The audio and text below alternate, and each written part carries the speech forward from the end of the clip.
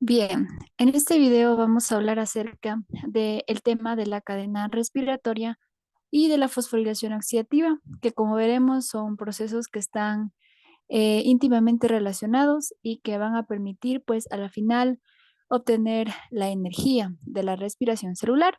Así que también vamos a hacer una cuantificación de toda esa cantidad de ATP que se va a producir en las reacciones y en los procesos químicos que hemos visto que ocurren en la respiración celular. Así que bueno, comencemos.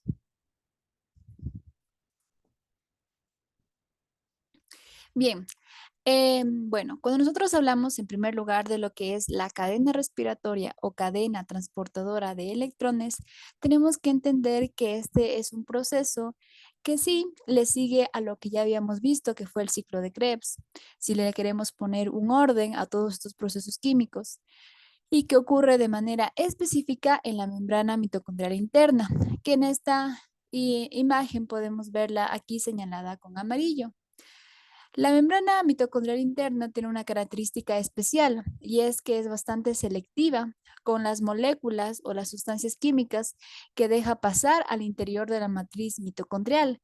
Esto no ocurre así con la membrana externa mitocondrial, que es permeable para cualquier tipo de molécula. No es tan selectiva como sí lo es la membrana interna. También otra peculiaridad de esta membrana interna es que dentro de su estructura, aquí si viéramos más pequeñito esta membrana, viéramos que esta membrana está compuesta por muchos complejos proteicos, tiene una enzima muy importante que es la ATP sintasa, que está bien que la recordemos porque va a ser importantísima ya al final de todo este proceso, y contiene muchas moléculas proteicas que funcionan como transportadores, es decir, que llevan moléculas ya sea para dentro de la matriz mitocondrial o hacia afuera. Y estos transportadores pueden funcionar como sin porte o como antiporte. Hay algunos transportadores que son sin porte. ¿Qué quiere decir esto? Que llevan moléculas hacia una misma dirección de forma simultánea. Es decir, que estos transportadores, por ejemplo aquí, van a llevar esas dos moléculas al mismo tiempo hacia adentro de la matriz mitocondrial o hacia afuera, hacia el espacio intermembrana. En cambio, los transportadores antiporte son aquellos que van a llevar una molécula hacia adentro y otra molécula hacia afuera al mismo tiempo. Entonces, este transportador antiporte, por ejemplo, va a llevar una molécula hacia el interior de la matriz mitocondrial y al mismo tiempo va a hacer que otra molécula, en cambio, salga hacia el espacio intermembrana. Un ejemplo muy clásico de estos transportadores sin porte aquí en la membrana mitocondrial interna es el piruvato y las moléculas de hidrógeno. Recuerden que el piruvato era el producto de la glucólisis y pasaba a un proceso que se conoce como la descarboxilación del piruvato, un proceso que ya tiene que ocurrir en el interior de la matriz mitocondrial. Entonces, para que llegue hacia la matriz, estos transportadores sin porte lo que van a hacer es llevar tanto al piruvato y también aprovechar para llevar a esas moléculas de hidrógeno al interior de la matriz mitocondrial, al mismo tiempo, o sea, de forma simultánea. Y el ejemplo más clásico de transportadores, en cambio, antiporte, es, por ejemplo, el transportador que lleva a las moléculas de ADP y ATP. Entonces, ese transportador antiporte lo que va a hacer es que se entren moléculas de ADP hacia la matriz mitocondrial, pero que luego salgan moléculas ahora en forma de ATP. Entonces, una entra y otra sale. Son ejemplos de estos transportadores y sus diferentes mecanismos que ocurren, como les digo, aquí, solo en la membrana mitocondrial interna. Ya. Otro principio también muy importante para entender este proceso de la cadena respiratoria es que aquí los sustratos que se van a necesitar para hacer esta serie de reacciones químicas son los equivalentes reductores, es decir, todas estas moléculas de NAD reducido, de FAD reducido, que se han venido produciendo desde la glucólisis, la descarboxilación oxidativa del piruvato y por supuesto también con el ciclo de Krebs.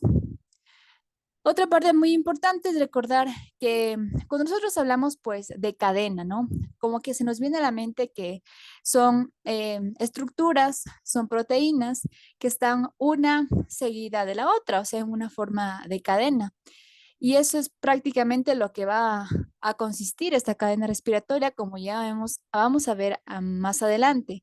Pero lo que hay que entender aquí es que todas esas componentes de esta cadena en realidad son complejos proteicos. Y ya vamos a entender qué es lo que van a hacer.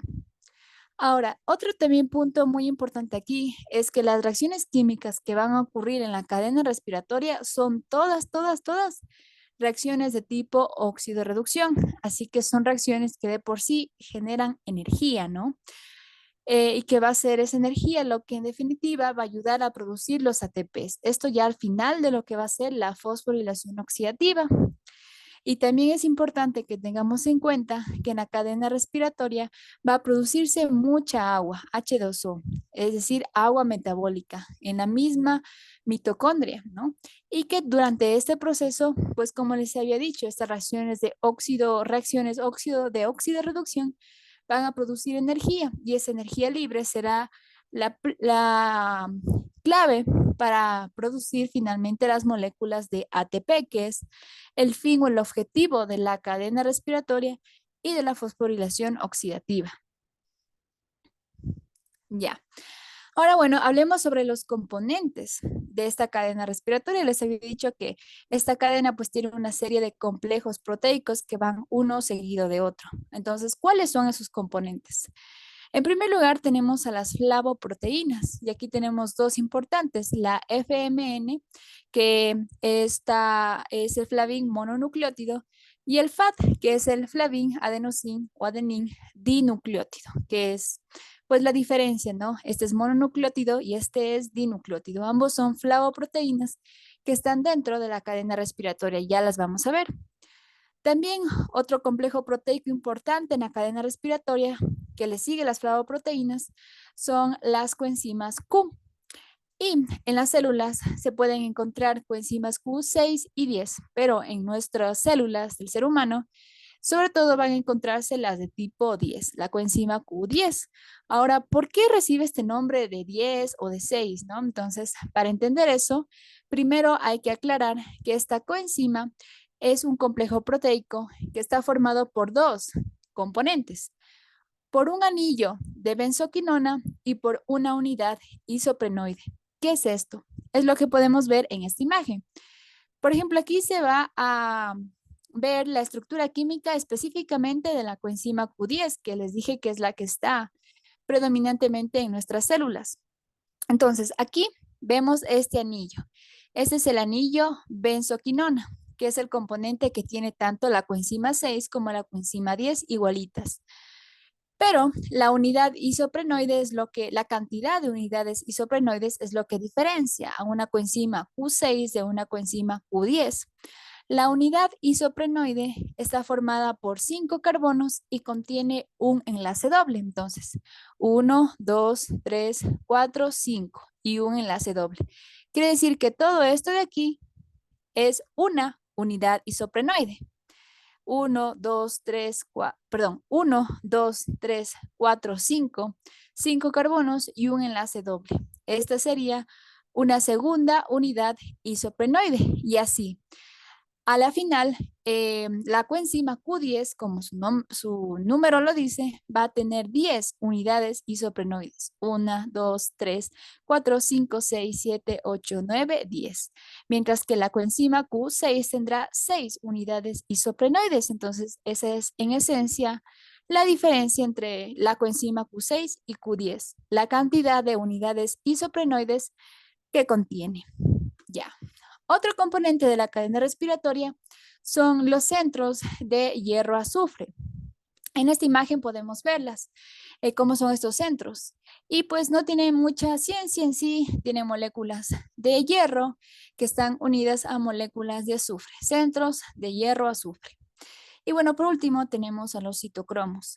Los citocromos también son proteínas pigmentadas, de hecho, por eso cromos, ¿no? Que en su estructura, como ven aquí, tienen un grupo hemo, como si pues compartieran una estructura como la de la hemoglobina, ¿no? Con un hierro central unido a 4 moléculas iguales, ¿no?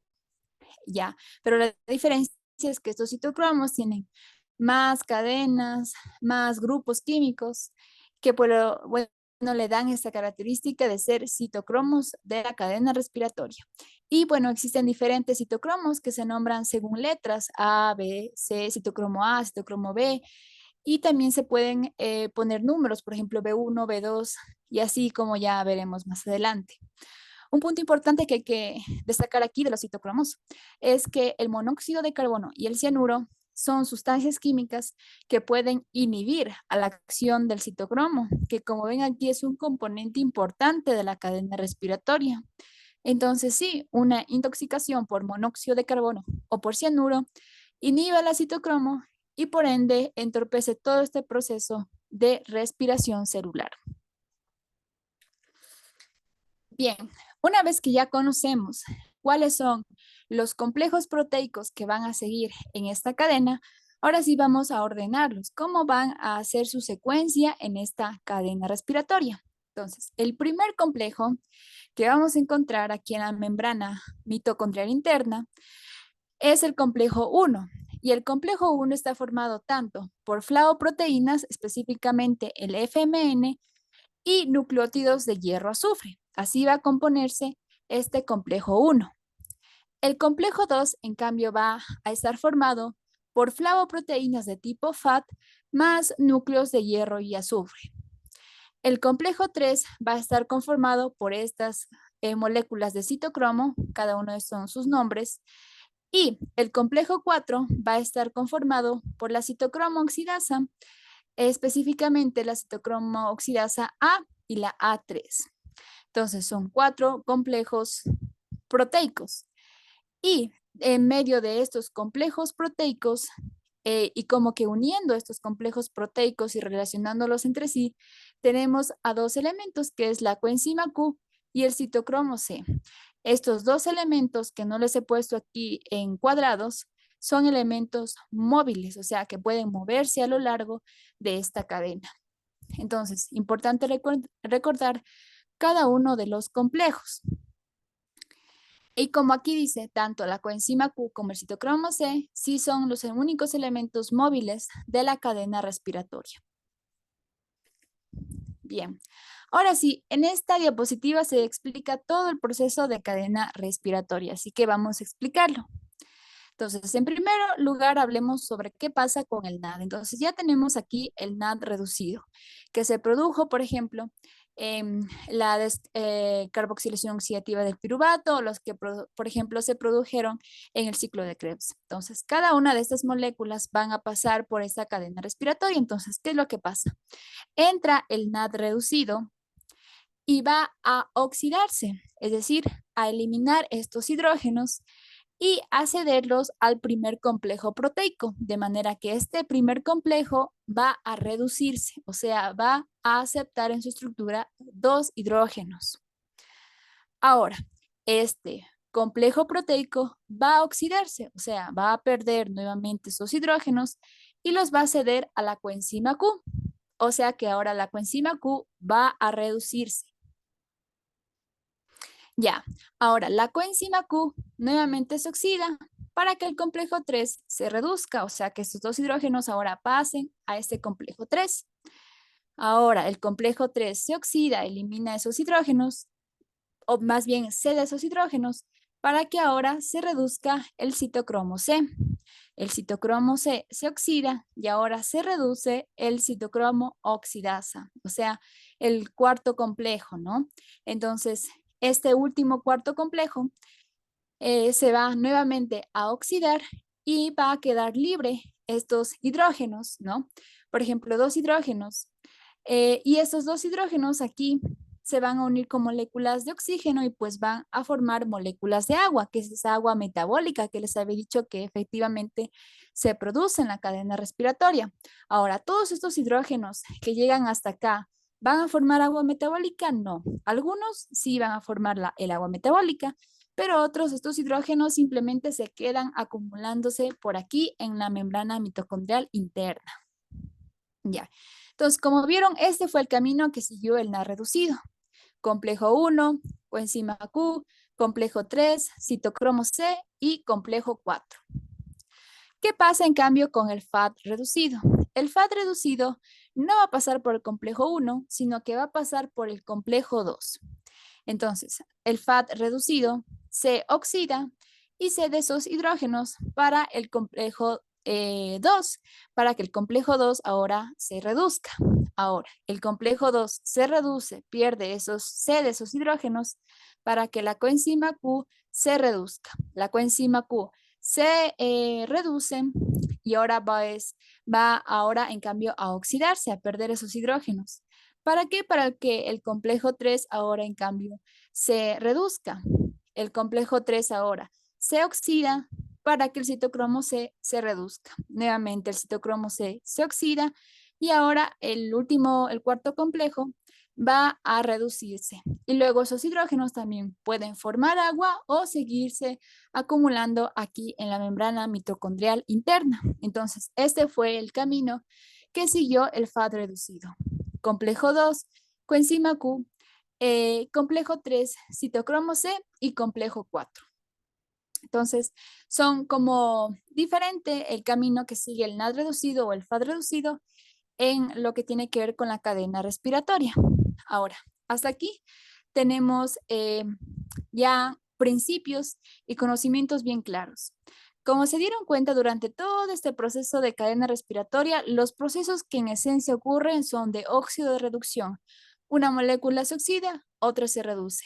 Esta otra vez se oxida, la otra se reduce y así sucesivamente. Todo óxido de reducción.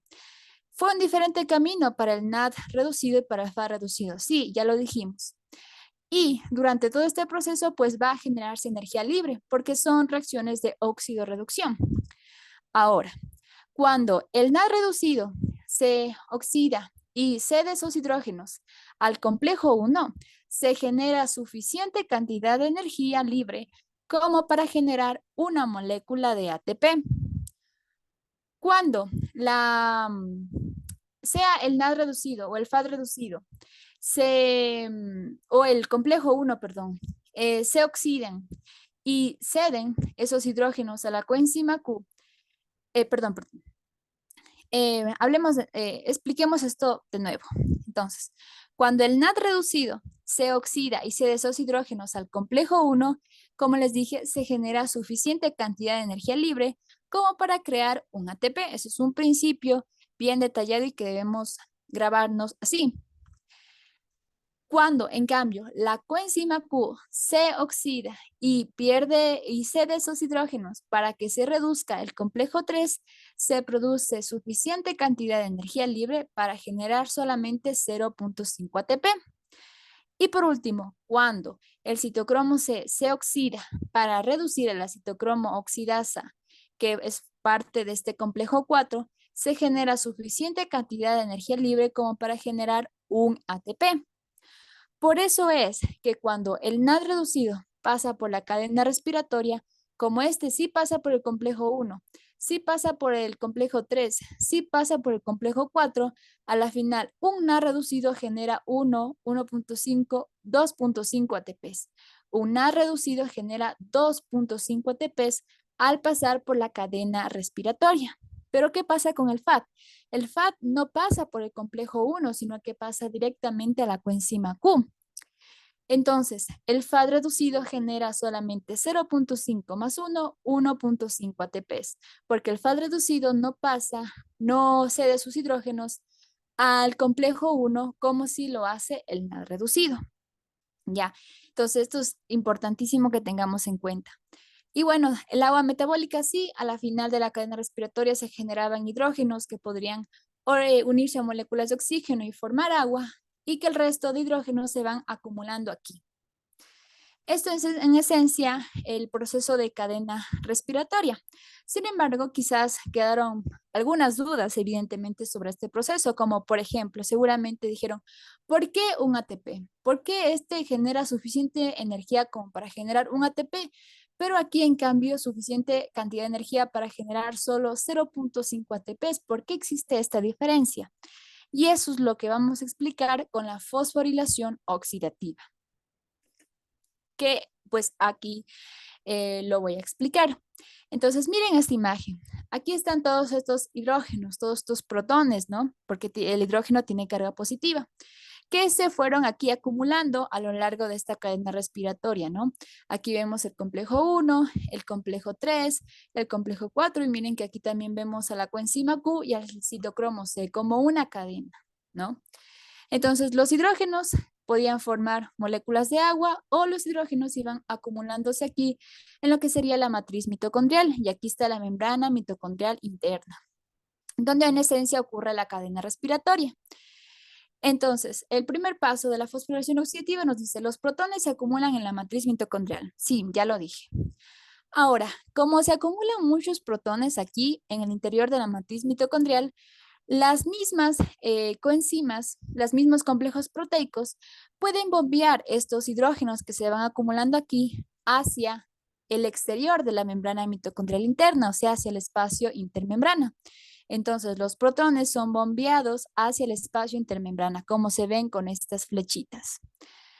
Ahora, una vez son bombeados estos hidrógenos al espacio intermembrana, ven aquí cómo en cambio empieza a acumularse muchos hidrógenos, muchos protones en el espacio intermembrana. Y cuando se genera una gran cantidad de acumulación de moléculas en un solo espacio, pues puede generarse prácticamente un gradiente. Y en este escenario se generan específicamente tres tipos de gradientes.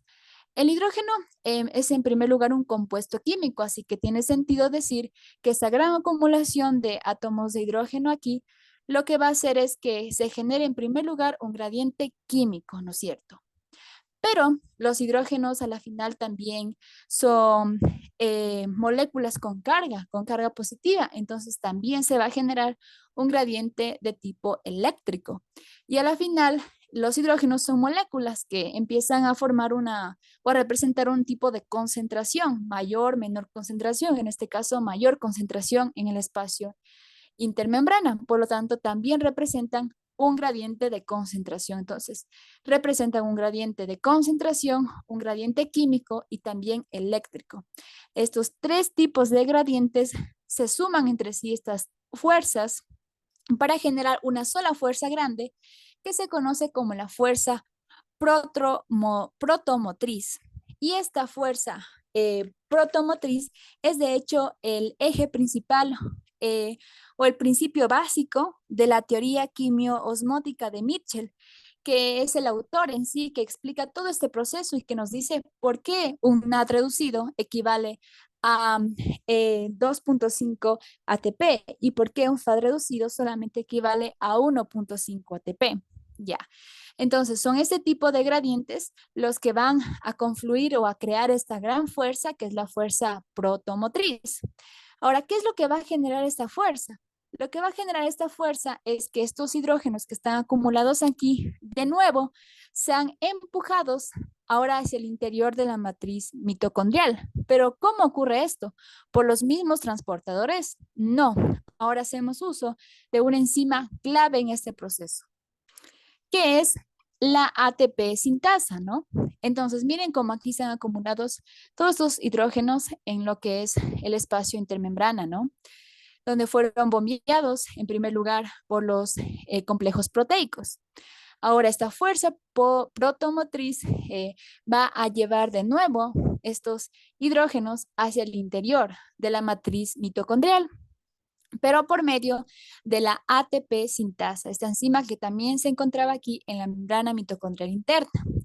Y cuando entran estos hidrógenos y son bombeados de nuevo hacia la matriz mitocondrial, se genera la energía para que la ATP sintasa pueda unir una molécula de ADP con una molécula de fosfato y así crear pues lo que queríamos, ATP. Entonces, como conclusión, la fuerza protomotriz que la explicó Mitchell es la que va a generar moléculas de ATP, pero a partir de todos esos hidrógenos, de todos esos protones que fueron pasando y generándose a lo largo de toda la cadena respiratoria. Bien,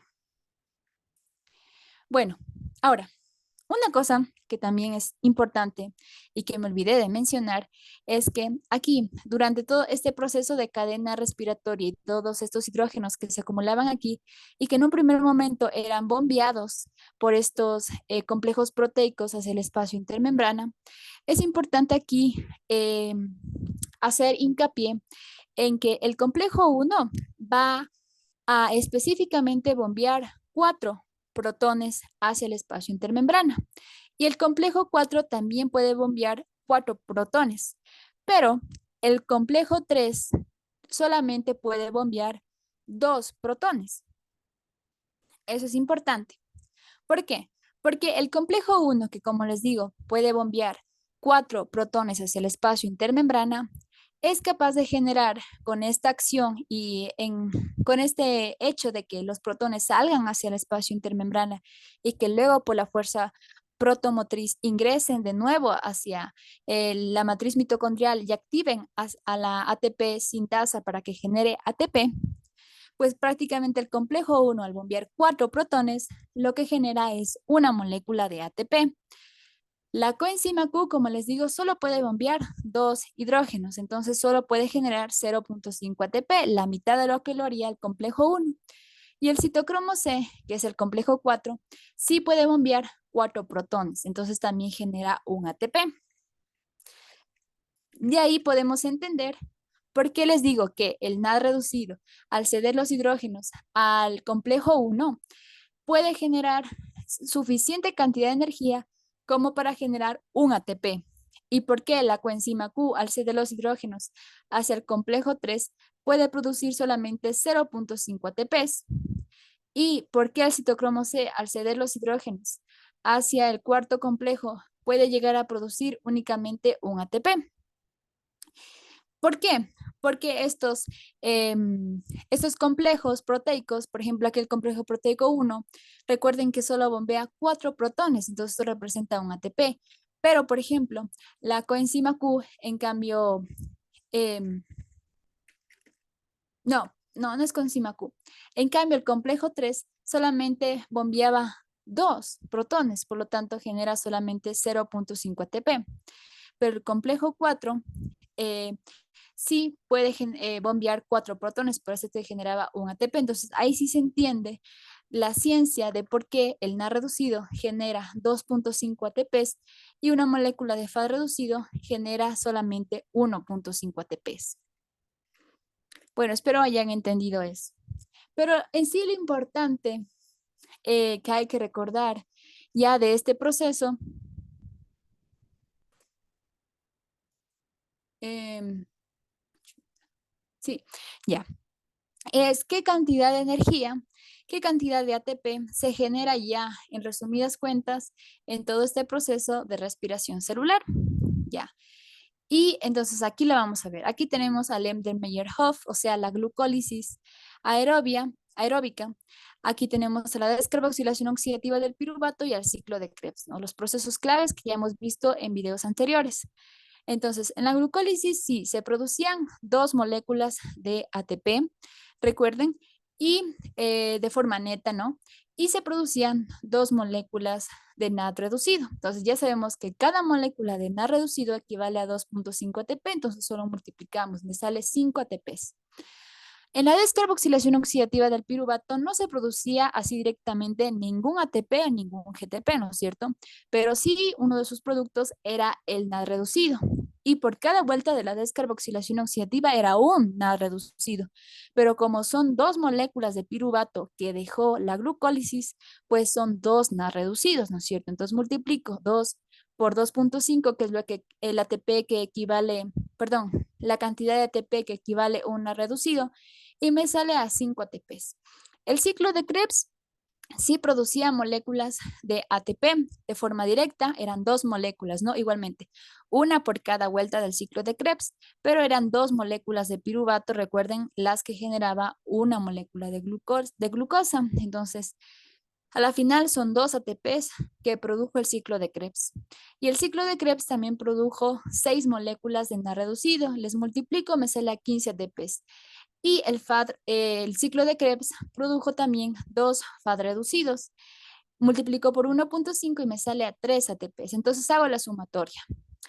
En todos estos procesos, a la final, como moléculas de ATP netas, se obtuvieron 4. Como moléculas de NAD reducido, ahora ya haciendo su equivalencia a ATP, se obtuvieron 25 ATPs. Y como moléculas de FAD reducido, ya haciendo su equivalencia a ATP, se obtuvieron 3 ATPs. Entonces sumo 4 más 25 más 3 me sale 32. Y este número es clave. Entonces, la respiración celular a la final produce 32 ATPs por cada molécula de glucosa. Y eso básicamente es lo que podemos hablar sobre la fosforilación oxidativa y sobre la cadena respiratoria. Ya en el siguiente video hablaremos acerca de otros procesos diferentes que también involucran a los carbohidratos, como por ejemplo la glucogénesis, la gluconeogénesis, la glucogenólisis o por ejemplo el shum de las pentosas, que ya son procesos que no están dentro de la respiración celular, pero que sí están dentro del tema del catabolismo, de más bien el metabolismo de los carbohidratos. Y bueno, esto fue este video.